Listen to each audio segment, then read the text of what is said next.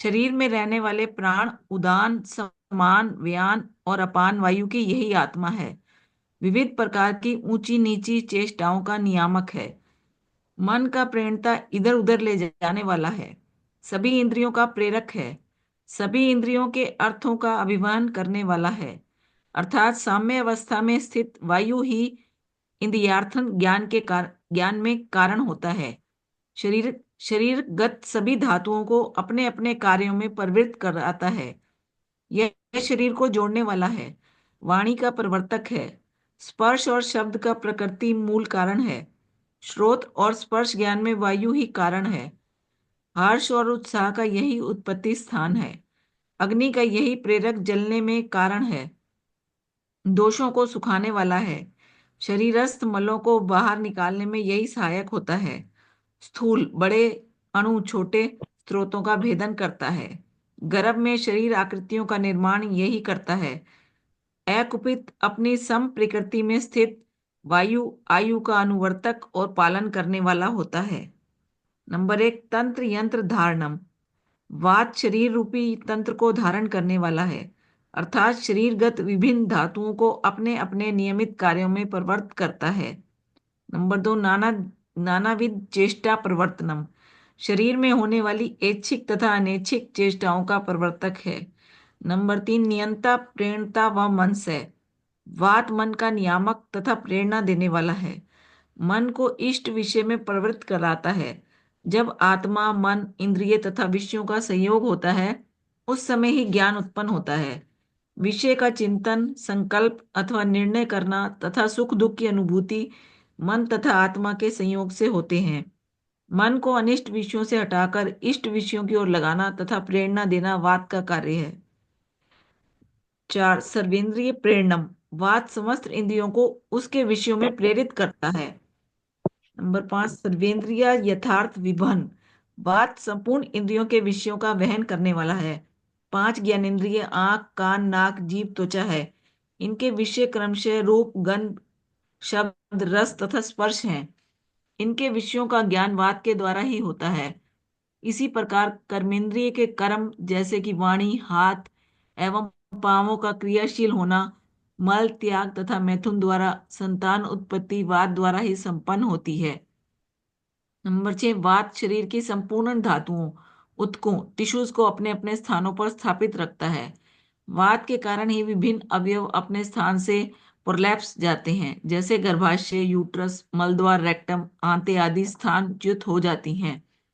7, शरीर सांधनम। शरीर का संधान अर्थात जोड़ने वाला वात है। शरीर के अंग प्रत्यंग को अपने अपने अनुपान से अपने अपने स्थानों पर एक दूसरे से संबंधित रखने का कार्य वात करता है। 8, वाक प्रवर्तनम। वाणी को प्रवृत्त करने वाला है। 9, हर्षोत्साह जननम। हर्ष और उत्साह का कारण वात है। 10, अग्नि संदूषणम। शरीर में अग्नि कर्म को प्रदीप्त करता है। 11, शरीर क्लेद संशोषणम। शरीर में उत्पन्न क्लेद आदि के दोषों को नष्ट करता है। 12, मल क्षेपणम। शरीर में उत्पन्न मलों को शरीर से बाहर निकालता है। सामान्यतः पक्षाघात, पैरालिसिस वात के विकृत होने के कारण होता है। कफ मामलों में मल एवं मूत्र का निकास भी हो जाता है तथा रोगी के मल एवं मूत्र की नली लगाकर इसके निकास की व्यवस्था करनी पड़ती है। 13, स्थूलाणु स्त्रोतो भेदनम। बड़े तथा छोटे स्त्रोतों का भेदन करने वाला होता है। 14, गर्भाकृति निर्माणम। गर्भ की आकृति को बनाने वाला है। वायु रायु बलम। वायु वायु गीता शरीरम।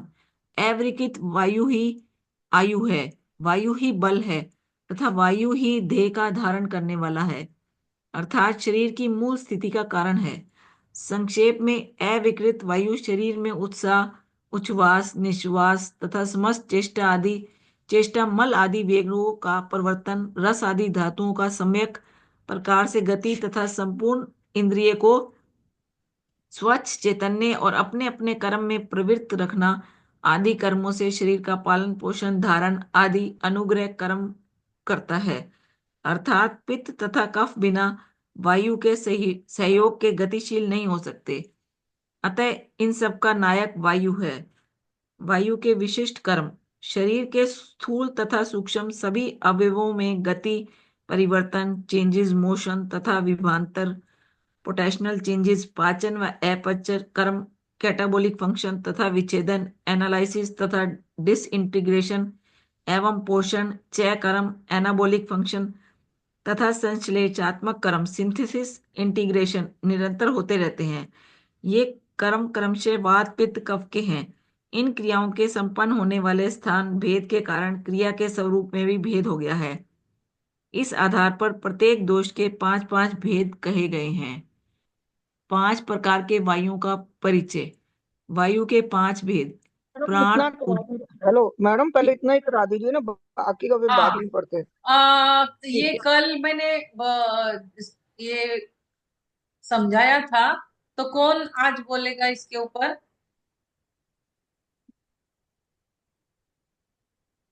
कल मैंने नहीं सुन पाई थी, मेरे को उठना पड़ गया था बीच में से। आपने सुना नहीं था? कल नहीं, बताया वो था। मेरे को उठना पड़ा फिर अगले दिन। अभी तो मुझे पता नहीं लग रहा था ना कहाँ पे रुके थे हम लोग। तंत्र यंत्र धारणम।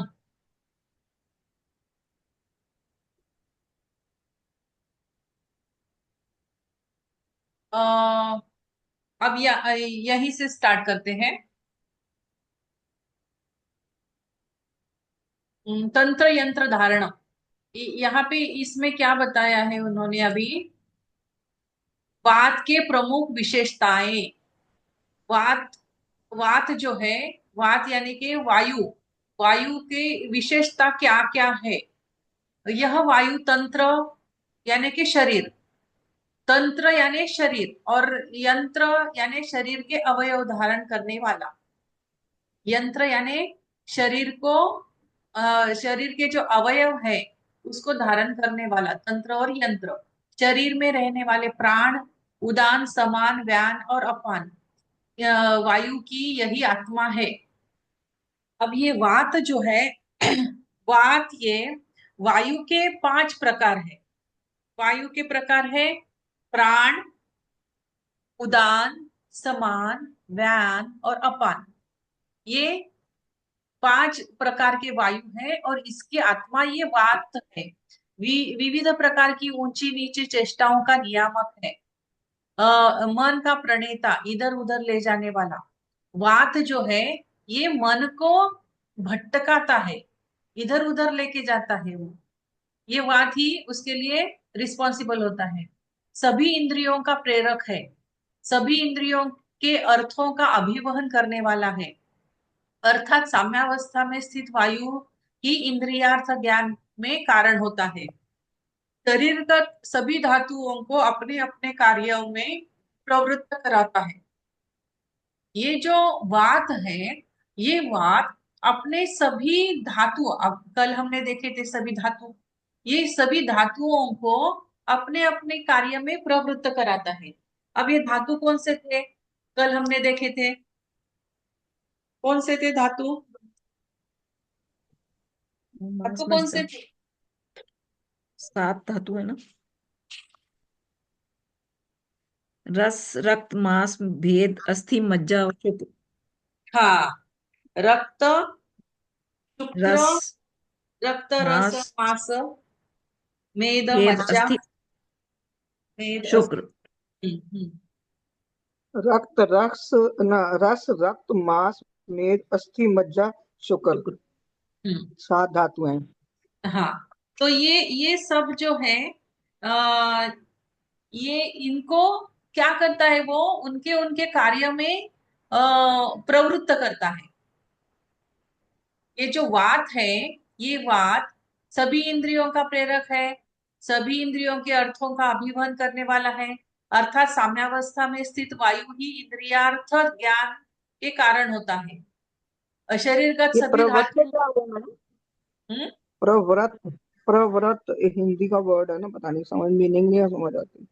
मतलब प्रवृत्त करना, इन- प्रवृत्त करना यानी कि उसको करने के लिए भाग पाड़ना, करने के लिए उद्युक्त करना। इसका मैडम इंग्लिश का वर्ड बता दो एक बार।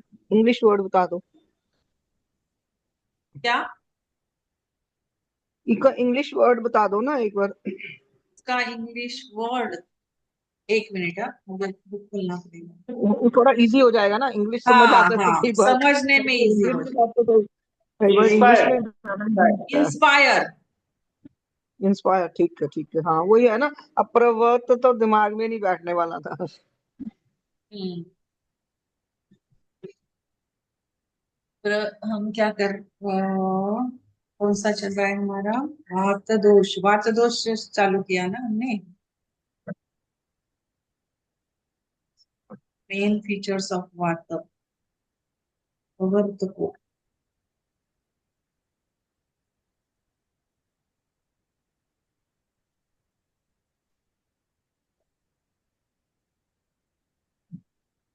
मेन फीचर्स ऑफ,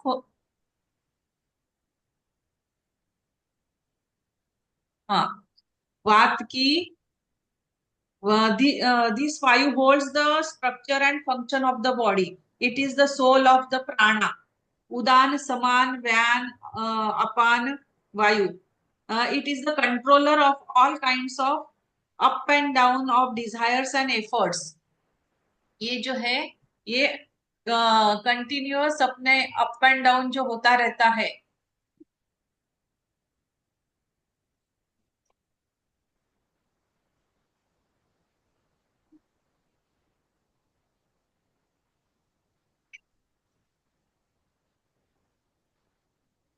ये भी हो गया है ना हमारा शरीर संधान।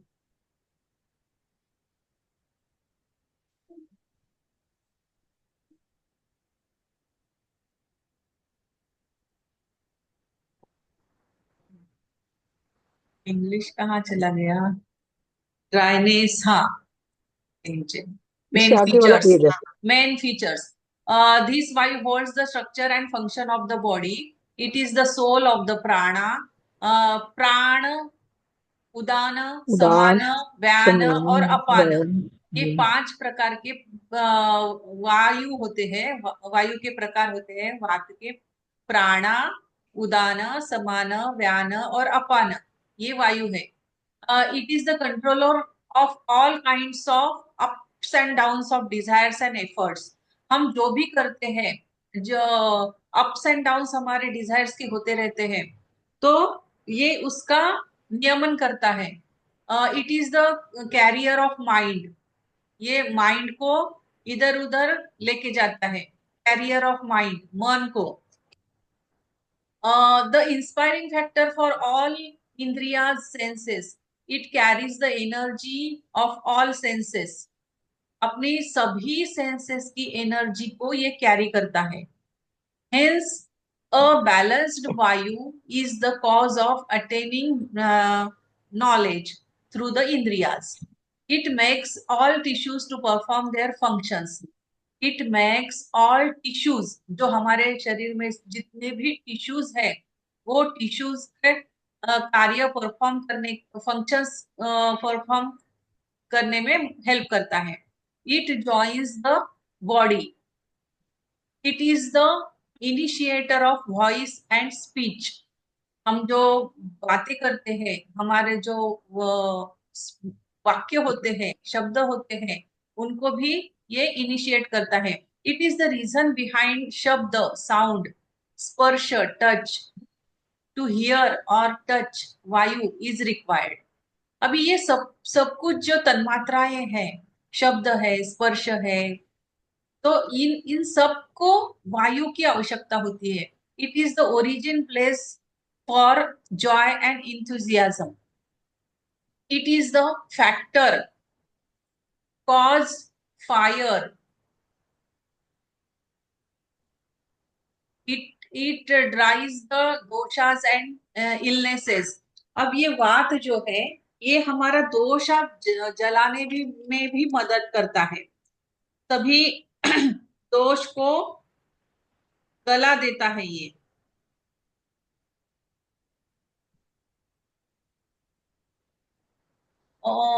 It helps in excretion of waste. हमारे शरीर से हमारे जो अनावश्यक चीजें हैं, उनको बाहर ढकेलने में वात का काम क्या है कि वो उसको पुश करता है। तो ये सब वेस्ट हमारे बाहर चले जाते हैं। हेलो। हाँ हाँ जी मैम। हाँ हाँ, बोला माझा क्लास चालू आहे. हाँ जी, हाँ जी। ओके.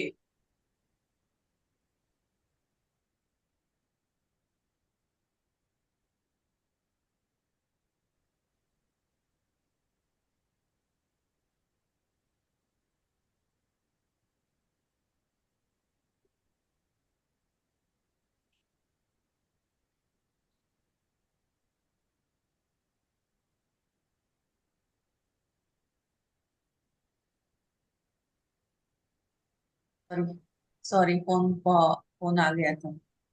हाँ, हम कहाँ पे थे? कौन सा पेज चल रहा था? थर्ड पॉइंट पे मैम, लास्ट में। तो आपको पेज हिल गया मैडम। पेज हिल तीसरे पॉइंट लास्ट में। वायु जो है हमारे मतलब हम के आगे. शरीर मैंने से को भी बाहर निकालने में हेल्प करती है। हाँ, इससे ऊपर है, ऊपर है और एक से आगे आएगा ना मैडम, ये 6 पॉइंट आ रहा है ना, तो 6 से ऊपर करो आप। फोर्थ पे ले लो, फोर्थ पे। हम्म, ये उससे पहले ऊपर था ना करो। ये? हम्म, नहीं, ये हो गया मैम। ये हो गया ना? इसके हाँ आगे जी, हाँ था. जी। हाँ जी हाँ। अच्छा. हाँ, ये चल रहा था ना. हाँ, it helps in excretion of waste. ये शरीर से हमारे वेस्ट को क्या करता है? बाहर निकालने में बाहर निकालने हेल्प में करता है. इट हेल्प परवेट्स करती है। इन gross and subtle objects. It develops the embryo in the womb in a balanced state. Vayu helps in maintaining the prolonged life. वायु क्या करता है? हमारे लाइफ, ये पेज, हिंदी का पेज नंबर कितना चल रहा है? 105। 105. 100। हाँ, वात की विशेषताएं. तंत्र, नाना. ये इंग्लिश और हिंदी करने में सब मेरा कंफ्यूजन हो जाता है फिर. अरे एक ही ले लीजिए ना, कुछ भी, हाँ, हिंदी या वही इंग्लिश। वही वही, अभी के हिंदी पास हिंदी है ना, का तो ही, आप हिंदी कर लीजिए। हिंदी का ही ले हम्म। लेते हैं. आप बुक हाथ में रख लो ना, कभी कोई चीज वर्ड देखना पड़ता है तो वो मतलब ये हो जाता है कि देखने में इजी हो जाता है। हाँ, कोई वर्ड समझ में नहीं आया ना हिंदी का, वो कर। 103 है ना ये? 105। 5। 105 105 है ये मैडम। चल रहा है. हाँ जी। हाँ. अब ये पॉइंट आएंगे ना। हम्म, हाँ, ये भी हो गया ना हमारा. अच्छा, ये पॉइंट्स आ. 4 तक। 4 तक हो गए मैम। तंत्र यंत्र धारणम। हाँ, तंत्र यंत्र धारण. नानाविध चेष्टा प्रवर्तन, शरीर में होने वाली ऐच्छिक तथा अनैच्छिक चेष्टाओं का प्रवर्तक है. शरीर में होने वाली सभी ऐच्छिक और अनैच्छिक ये जो क्रियाएं हैं, इसका वो प्रवर्तक है. Activates voluntary and involuntary actions जो होते हैं, उसका वो प्रवर्तक है.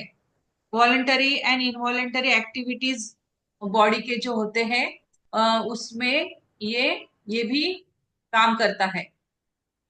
उसके बाद में नियंता, प्रणेता व मनसहा, वात मन का नियामक तथा प्रेरणा देने वाला है. ये क्या है? मन का नियामक है और प्रेरणा देने वाला है. मन को इष्ट विषय में प्रवृत्त कराता है. जब आत्मा, मन, इंद्रिय और विषयों का संयोग होता है, उस समय ही ज्ञान उत्पन्न होता है. आत्मा, जब आत्मा जो है वो मन, इंद्रिय तथा विषयों का संयोग होता है.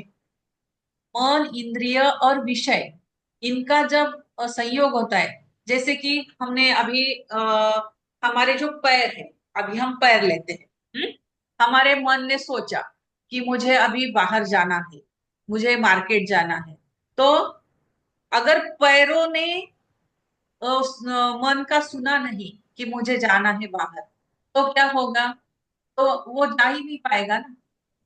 तो ऐसे ही अगर मुझे भूख लगी है और मेरे मन ने कहा कि मुझे खाना है, तो मुझे क्या करना पड़ेगा? मुझे किचन तक जाना पड़ेगा।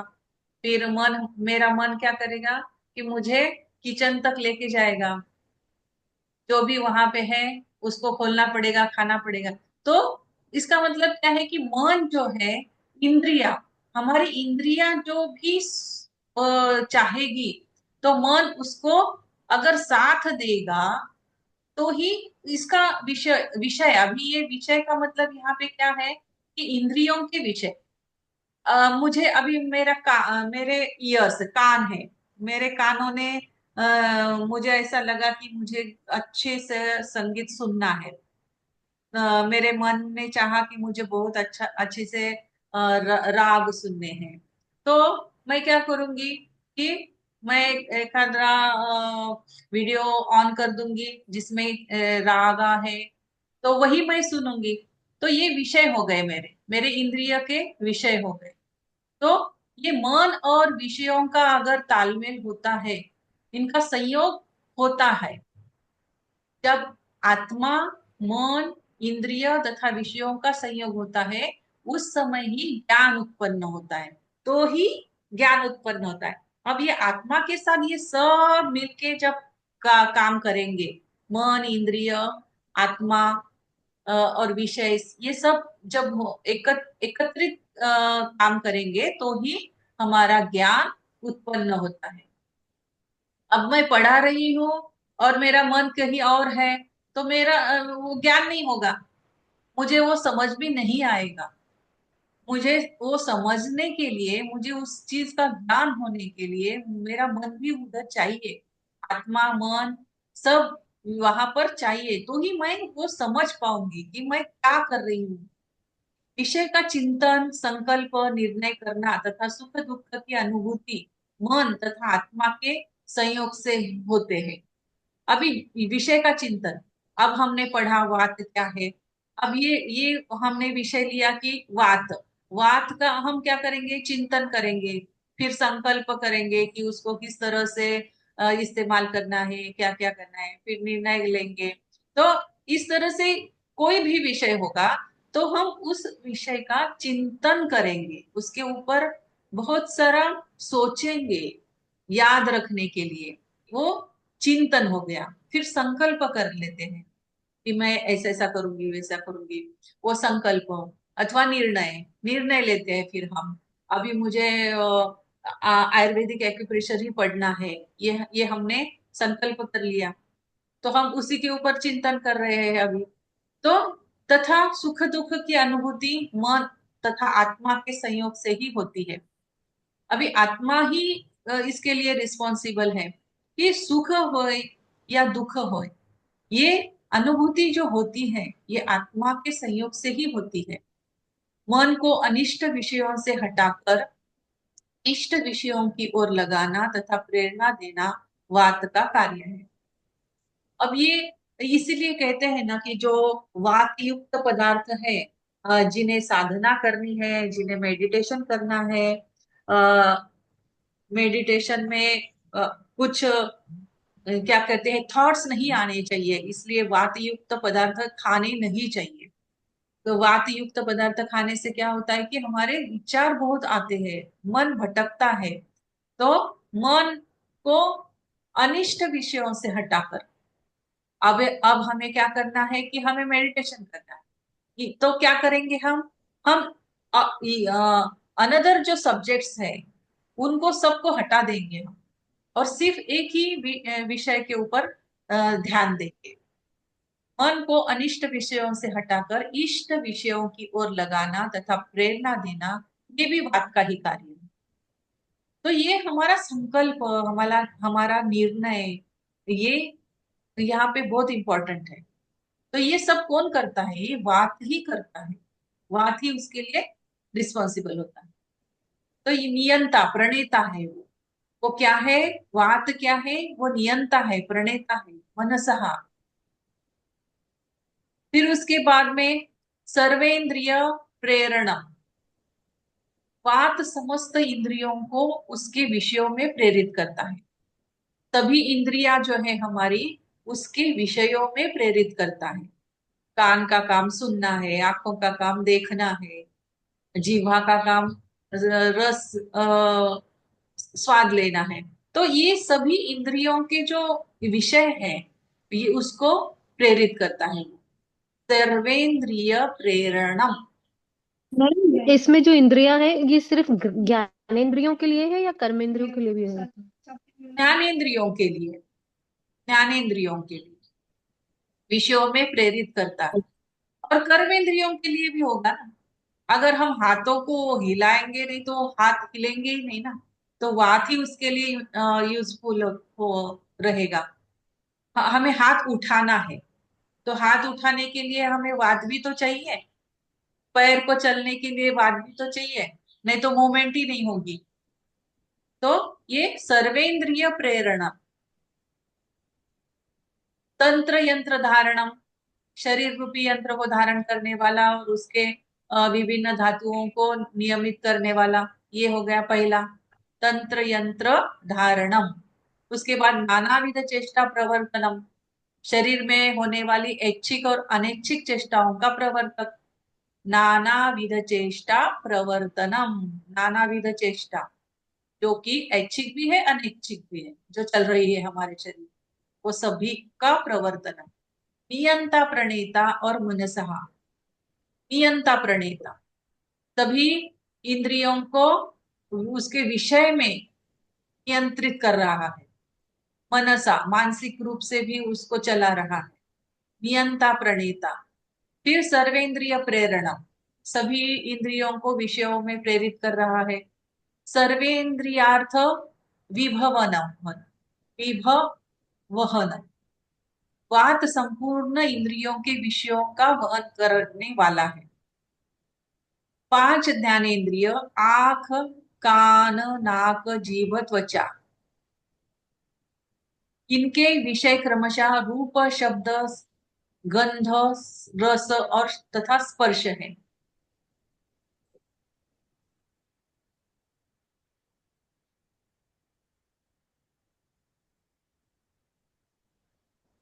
विषयों का ज्ञान वात के द्वारा ही होता है। विषयों का ज्ञान जो है, ये वात के कारण ही होता है। इसी प्रकार कर्मेंद्रिय के कर्म, जैसे वाणी, हाथ एवं पांवों का क्रियाशील होना, मल त्याग तथा मैथुन द्वारा संतानोत्पत्ति वात द्वारा ही संपन्न होती है। उसके बाद में वात शरीर की संपूर्ण धातुओं, ऊतकों, टिश्यू को अपने अपने स्थानों पर स्थापित रखता है। वात के कारण ही विभिन्न अवयव अपने स्थान से सरक, प्रोलैप्स हो जाते हैं। जैसे कि गर्भाशय का प्रोलैप्स हो जाता है, यूटेरस प्रोलैप्स, रेक्टम प्रोलैप्स, आते आदि अपने स्थान से च्युत हो जाती है, यानी कि वो खिसक जाते हैं, अपने स्थान से प्रोलैप्स हो जाते हैं। एक्सट्रीम कंडीशन में होता है ना ये सब। तो ये इसके लिए भी वात ही कारणीभूत होता है। उसके बाद शरीर संधानम। शरीर का संधान अर्थात जोड़ने वाला वात है। शरीर के अंग प्रत्यंग को अपने अपने अनुपात में से अपने अपने स्थानों पर एक दूसरे से संबंधित रखने का कार्य वात करता है। अपने अपने स्थान पर वो उसको रखने का कार्य करता है। तो इस तरह से वो शरीर संधान में कार्य करता है। वाक प्रवर्तन, वाणी को प्रवृत्त करने वाला है। अंदर से उसको ढकेलना पड़ेगा ना। हमारे जो वर्ड्स निकल रहे हैं, तो वो अंदर से निकल रहे हैं, तो उसको वात ही आगे ढकेल रहा है। वाक प्रवर्तनम, वाणी को प्रवृत्त करने वाला। हर्षोत्साह जननम, हर्ष होता है तो हम हंसते हैं जोर जोर से, उत्साह होता है तो वो भी वात ही है। अग्नि संधुक्षणम, शरीर में अग्नि कर्म को प्रदीप्त करता है। ये शरीर में अपनी जो अग्नि है उसको और प्रदीप्त करता है डाइजेशन के लिए। शरीर शरीर क्लेद संशोषण, शरीर में उत्पन्न क्लेद आदि के दोषों को नष्ट कर देता है। शरीर में जो भी कुछ उत्पन्न हुआ है उसको वो वाक शोधनम, it destroys the imbalances like dampness present in the body. शरीर क्लेद संशोषणम का मतलब है it destroys the imbalances like dampness present in the body, उसको भी वो खत्म कर देगा ड्राई करके। डैम्पनेस अगर हो गया है तो उसे हवा से वात से चला जाएगा डैम्पनेस।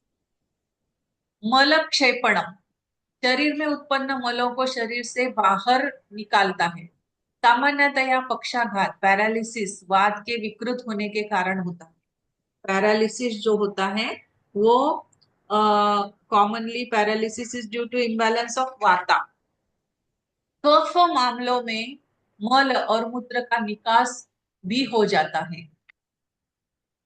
कफ में क्या होता है कि मलमूत्र कफ in cough cases excretion of stool and urine gets obstructed and catheter is used for excretion in patient। ये वात के कारण ही अगर रुक गया है मलमूत्र, उसका निष्कासन नहीं हो रहा है तो क्या करना पड़ता है, कैथेटर लगाना पड़ता है। कैथेटर लगा के वो बाहर निकालना पड़ता है जो भी वेस्ट है। तुलानुस्त्रोतो भेदनम, तुलानुस्त्रोतो भेदनम, it penetrates the small and big meridians, बड़े तथा छोटे स्त्रोतों का भेदन करने वाला होता है। जो मेरिडियंस है हमारी, स्मॉल मेरिडियंस हो या बड़ी वाली मेरिडियंस हो, उनको भेदने का काम करता है। गर्भाकृति निर्माण, गर्भ की आकृति को बनाने वाला। वायुरायु बल, वायु वायुधिता शरीर नाम, अविकृत वायु ही आयु है। वायु ही बल है और वायु ही देह का धारण करने वाला है, अर्थात शरीर की मूल स्थिति का कारण है। संक्षेप में अविकृत वायु शरीर में उत्साह, उच्छ्वास, निश्वास तथा समस्त चेष्टा मलादि वेगों का प्रवर्तन, रसादि धातुओं का सम्यक प्रकार से गति तथा संपूर्ण इंद्रियों को स्वच्छ चैतन्य और अपने अपने कर्म में प्रवृत्त रखना आदि कर्मों से शरीर का पालन पोषण धारण आदि अनुग्रह कर्म करता है। गर्भाकृति निर्माणम, गर्भ की आकृति को बनाने वाला है। अब ये अविकृत वायु ही आयु है। Balanced vayu is the reason for age, for strength, and the one which embraces the body. That is the reason for the original position of the body. Vayu rayu bala vayu vayudhita sharirinaam. Balanced vayu is the reason for age. यानी कि ये जो सभी प्राण है ना, प्राण अपान व्यान उदान समान, ये जो सभी वायु है ये बैलेंस्ड होने चाहिए। अगर ये बैलेंस्ड होंगे तो ही हमारा एज अच्छी तरह से रहेगा। ये जो आयु है हमारी, ये आयु बलवान होगा। वायु ही बल है, वायु ही देह का धारण करने वाला है, अर्थात शरीर की मूल स्थिति का कारण है। तो ये बैलेंस होने चाहिए। It is the original position of the body. In brief, balanced vayu promotes zest, inhalation, exhalation, and all desires, impulses of tools, etc., movement of tissue like plasma, blood, etc., and keeping all sense organs clean. अब ये जो संक्षेप में अविकृत वायु शरीर में उत्साह, अविकृत, विकृत वायु जो है वो तो सब गड़बड़ी करेगा। अविकृत यानी कि जो अच्छा है, जो बैलेंस्ड वायु है, तो उसे हम क्या कहेंगे? अविकृत। और विकृत का मतलब क्या हो गया? विकृत। अगर अ को हटा देंगे तो वो क्या हो गया? विकृत वायु। और विकृत वायु क्या करता है? रोगों को बुलावा देगा वो, क्योंकि वो सब इम्बैलेंस हो गए। ये जो सभी प्राण अपान व्यान उदान जो है वो इम्बैलेंस होने के कारण सभी रोग उत्पन्न होंगे। अविकृत वायु जो है, अविकृत यानी कि बैलेंस्ड वायु, ये बैलेंस्ड वायु जो है ये शरीर में उत्साह लाएगा। उच्छ्वास निश्वास, इनहेलेशन एक्सहेलेशन तथा समस्त चेष्टा मलादि वेगों का प्रवर्तनम, ये भी अच्छी तरह से होगा। सभी वेस्ट मटेरियल टाइम टाइम पे बाहर निकल गए तो हमारी बॉडी अच्छी रहेगी। रसादी धातुओं का सम्यक प्रकार से गति तथा संपूर्ण इंद्रियों को स्वच्छ रखेगा। फिर वो ये वायु जो है अगर बैलेंस्ड है, अविकृत वायु जो है वो सभी इंद्रियों को स्वच्छ रखेगा, चैतन्य देगा उसको अपने अपने कर्म में प्रवृत्त रखना, कर्मों से शरीर का पालन पोषण धारण आदि अनुग्रह कर्म करता है। तो ये सब हो गए वात के विशिष्ट विशेष।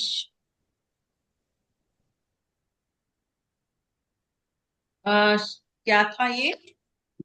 वात के विशेषताएं। सामान्य गुण नहीं, प्रमुख विशेषताएं। ये थी विशेष वात की प्रमुख विशेषताएं। अपना टाइम कितना बचा है अभी? हाँ, संक्षेप में बताओ कोई, खत्म ही हो जाएगी अभी, 40 सेकेंड्स है सिर्फ। मैम, हाँ बोलो। आप सबको चॉकलेट क्या मिठाई। मिठाई दे रहे हो सबको? हाँ। अच्छा।